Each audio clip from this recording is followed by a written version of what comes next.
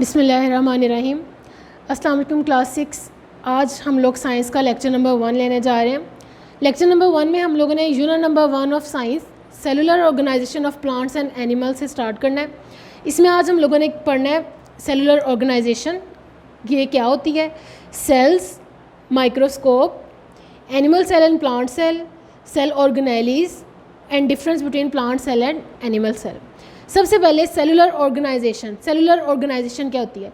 Cellular organisation का मतलब है कि सेल किन चीज़ों से मिलकर बना हुआ है, किन कंपोनेंट से मिलकर बना है और वो कंपोनेंट सेल के अंदर कैसे अरेंज हुए हैं, इसको बोलते हैं cellular organization. Cellular organization means the component that make up the cell and how they are arranged inside the cell. इसके बाद सेल, व्हाट इज़ सेल? ये सेल आप लोगों को बुक में बताया हुआ है। सेल का मतलब होता है smallest functional and structural unit of a living organism. Living organism की बॉडी में सबसे छोटा यूनिट जो उसकी बॉडी बना रहा है वो सेल होता है।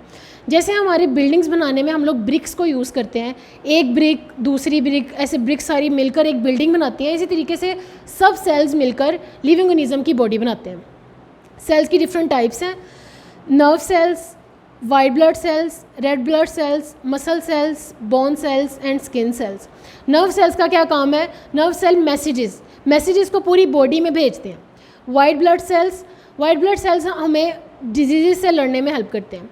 Red blood sales oxygen transport करते हैं। मसल सेल्स मूवमेंट में हेल्प करते हैं। बोन सेल्स स्ट्रेंथ देते हैं और स्किन सेल्स हमारी बॉडी को कवर करते हैं। अब कुछ लिविंग ऑर्गेनिजम्स हैं जो बने होते हैं सिर्फ एक सेल से, उनको बोलते हैं यूनिसेलुलर ऑर्गेनिजम्स। और कुछ ऑर्गेनिजम्स हैं जो बने होते हैं बहुत ज़्यादा सेल से, उनको बोलते हैं मल्टी सेलुलर ऑर्गेनिजम्स। अब नीचे इन्होंने बताया हुआ है आप लोगों की बुक में पेज नंबर 4 में, सेल को फर्स्ट टाइम किसने यूज़ किया था? सेल वर्ड को, सेल को फर्स्ट टाइम यूज़ किया था रॉबर्ट हुक ने इन 1665। उसने अपने सेल्फ मेड माइक्रोस्कोप से बार्क ऑफ अ प्लांट को स्टडी किया था अंडर सेल्फ मेड माइक्रोस्कोप, और उसके अंदर उसे फिर खाली डब्बे नज़र आए थे जिसका उसने नाम दिया था सेल का। इसके बाद नेक्स्ट हम लोग पढ़ेंगे अब microscope. What is microscope? Micro means small. तो माइक्रोस्कोप जो है ये एक इंस्ट्रूमेंट है जिसको हम लोग यूज़ करते हैं छोटी सी चीज़ को देखने के लिए। ऐसी चीज़ जो हमें अपनी नेकेड आई से, खाली आंख से नज़र नहीं आती, उसको देखने के लिए हम लोग माइक्रोस्कोप को यूज़ करते हैं। यहाँ पर आप लोगों की बुक में इन्होंने जो दिया हुआ है ये लाइट माइक्रोस्कोप है। लाइट माइक्रोस्कोप मैं आप लोगों को भी दिखाऊंगी भी। लाइट माइक्रोस्कोप लाइट को यूज़ करते हुए चीज़ों को मैग्नीफाई करके हमें दिखाता है। लाइट माइक्रोस्कोप की मैग्नीफिकेशन है 1500 टाइम्स, यानी एक चीज़ को 1500 गुना बढ़ाकर ये हमें दिखाता है। लाइट माइक्रोस्कोप अब हम देखते हैं। ये लाइट माइक्रोस्कोप है। इसके सारे पार्ट्स आप लोगों को उन्होंने बुक में बताए हुए हैं। सबसे पहले है बेस, ये इसकी बेस होती है। उसके बाद ये इसका मिरर होता है जिसको हम लोग रिफ्लेक्ट करने के लिए, लाइट को रिफ्लेक्ट करने के लिए यूज़ करते हैं। इसके बाद ये इसका आर्म होता है जिसे हम पकड़ने के लिए यूज़ करते हैं माइक्रोस्कोप को। ये इसकी स्टेज है जिसके ऊपर हम लोग स्लाइड रखते हैं। स्लाइड रेक्टेंगुलर स्ट्रक्चर होता है जिसके ऊपर कोई भी स्पेसिमेन हम लोगों ने देखना है उसको हम लोग इस स्लाइड पर रखकर, स्टेज पर रखकर देखते हैं। ये ऑब्जेक्टिव लेंस है क्योंकि ये ऑब्जेक्ट के करीब होता है, इसको ऑब्जेक्टिव लेंस बोलते हैं। और ये आई पीस है क्योंकि हमारी आँख के करीब होता है, हम इसे आँख से चीज़ देखने के लिए यूज़ करते हैं। और ये ट्यूब है, ये इसके सारे स्ट्रक्चर्स हैं। और ये एडजस्टमेंट स्क्रूज़ हैं जो एडजस्ट करने के लिए हाइट को यूज़ किया जाता है। ये आप लोगों का लाइट माइक्रोस्कोप है। इसके बाद नेक्स्ट हम लोगों ने पढ़ना है इलेक्ट्रॉन माइक्रोस्कोप, जो आप लोगों को नीचे दिया हुआ है डू यू नो में। इलेक्ट्रॉन माइक्रोस्कोप क्या होता है? जैसे लाइट माइक्रोस्कोप यूज़ करता है लाइट को, चीज़ों को रिफ्लेक्ट करने के लिए लाइट को यूज़ करता है, इसी तरीके से इलेक्ट्रॉन माइक्रोस्कोप जो है वो इलेक्ट्रॉन्स को यूज़ करता है और चीज़ें हमें बड़ी करके मैग्नीफाई करके दिखाता है। इलेक्ट्रॉन माइक्रोस्कोप की मैग्नीफिकेशन पावर जो है वो होती है 5 लाख टाइम्स, 5 लाख गुना चीज़ को बड़ा करके ये हमें दिखाता है। इसके बाद है animal cell and plant cell. Animal cell and plant cell वैसे तो बहुत इनमें सिमिलैरिटीज़ हैं लेकिन इनमें कुछ डिफरेंसेस भी हैं। तो एनिमल एंड प्लांट सेल को हम लोग पढ़ेंगे अब। Animal cell and plant cell में सबसे पहले इसका आप लोग देखेंगे, इसकी जो डायग्राम है, ये एनिमल सेल है और ये प्लांट सेल है। एनिमल सेल की सबसे आउटर वाली कवरिंग आप लोग देख रहे हैं सेल मेम्ब्रेन है, और प्लांट सेल की outermost covering cell wall है, ये हम cell wall, this is cell wall and this is animal cell and this is plant cell.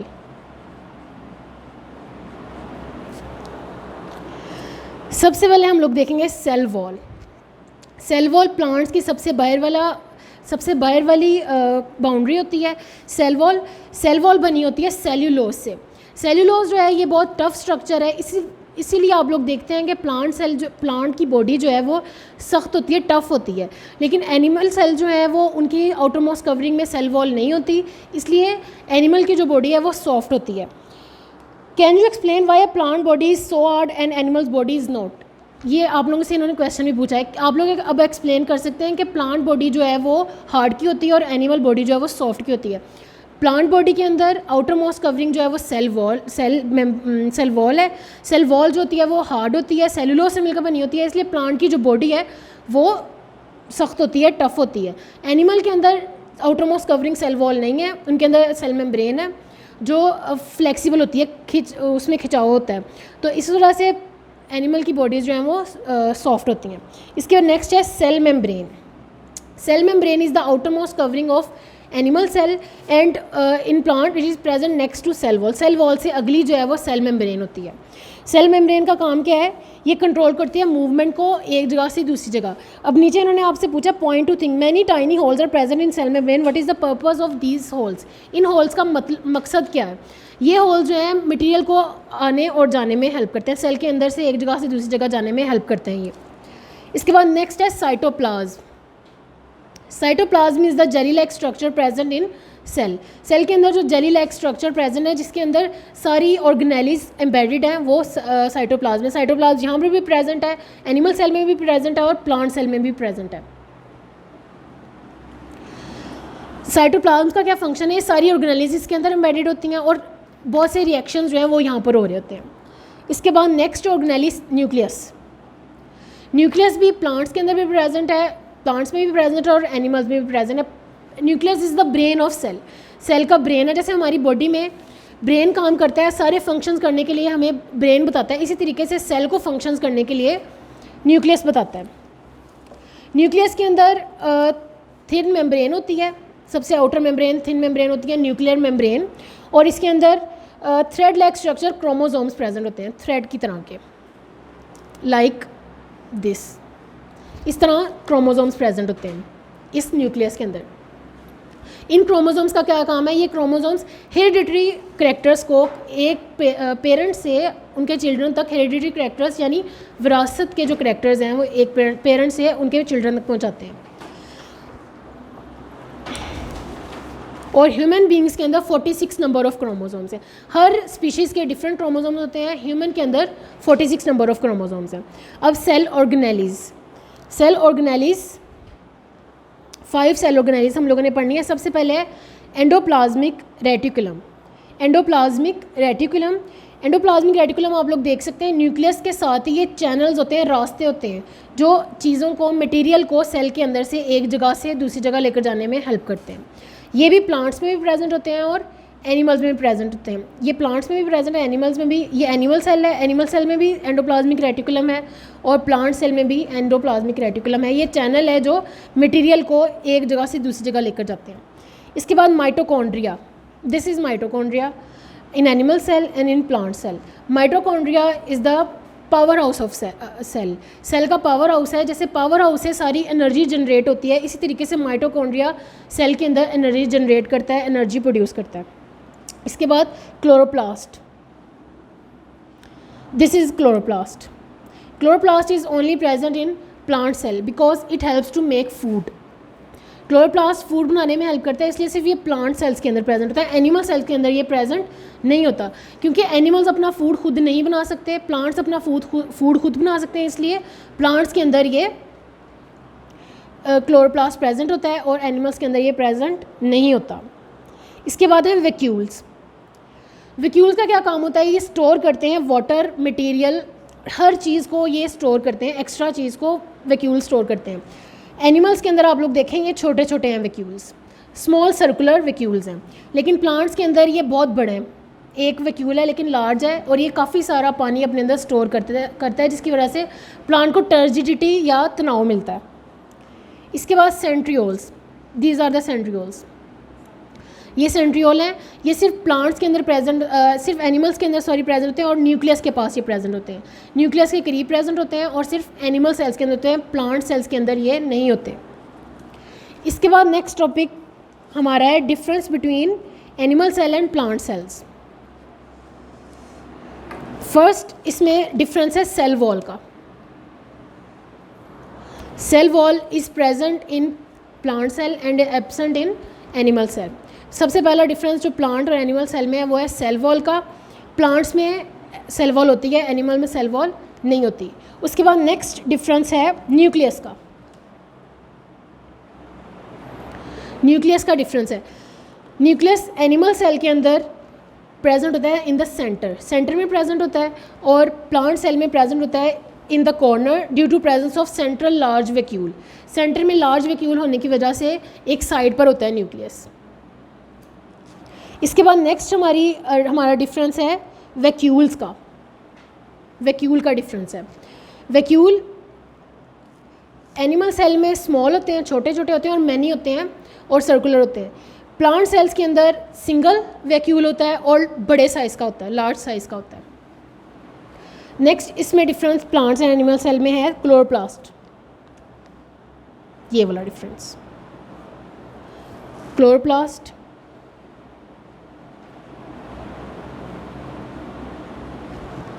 Chloroplast का डिफरेंस है, एनिमल सेल में क्लोरोप्लास्ट एब्सेंट है, प्लांट सेल में chloroplast present है। Chloroplast क्या करता है, क्लोरोप्लास्ट प्लांट्स को हेल्प करता है अपना फूड बनाने में, तो इसलिए क्लोरोप्लास्ट प्रेजेंट है प्लांट सेल के अंदर, एनिमल सेल में ये एब्सेंट है। ये फोर्थ डिफरेंस है एनिमल एंड प्लांट सेल्स के बीच। इसके बाद सेंट्रियोल्स, नेक्स्ट डिफरेंट है सेंट्रियोल्स का। This is centriole.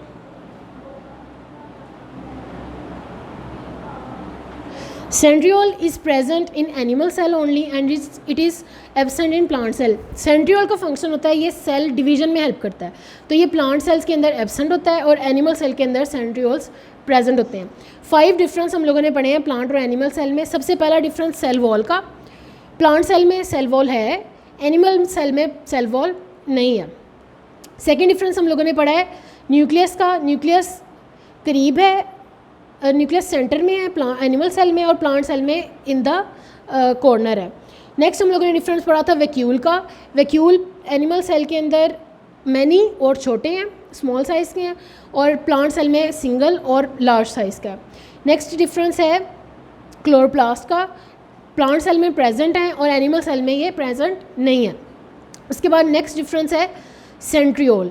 Centriole animal cell में प्रेजेंट हैं जो सेल डिवीजन में हेल्प करते हैं, लेकिन प्लांट सेल में ये प्रेजेंट नहीं है। तो आज हम लोगों ने जो टॉपिक पढ़े हैं उनमें हम लोगों ने सेलुलर ऑर्गेनाइजेशन पढ़ी है। सेलुलर ऑर्गेनाइजेशन मींस सेल्स किन कंपोनेंट से मिलकर बने हैं और वो कंपोनेंट सेल्स में कैसे अरेंज हैं। उसके बाद सेल्स हैं, cells are the smallest functional and structural unit of living organism. उसके बाद हम लोगों ने देखा सेल की different types, nerve cells, white blood cells, red blood cells, muscle cells, bone cells and skin cells, और इनके फंक्शन हम लोगों ने पढ़े हैं। उसके बाद हम लोगों ने पढ़ा microscope. Microscope is an instrument use to see small things, छोटी छोटी जो लिविंग ऑर्गेनिजम्स हैं उनको देखने के लिए यूज़ होता है। माइक्रोस्कोप हम लोगों ने लाइट माइक्रोस्कोप देखा भी है और इसकी मैग्नीफिकेशन 1500 टाइम्स होती है। इसके पार्ट्स हम लोगों ने देखे हैं। इलेक्ट्रॉन माइक्रोस्कोप की मैग्नीफिकेशन है 5 लाख टाइम्स और ये बड़ी बड़ी जो यूनिवर्सिटीज़ हैं उनमें होता है। इसके बाद animal cell and plant cell हम लोगों ने देखा है, ये एनिमल सेल है और ये प्लांट सेल है।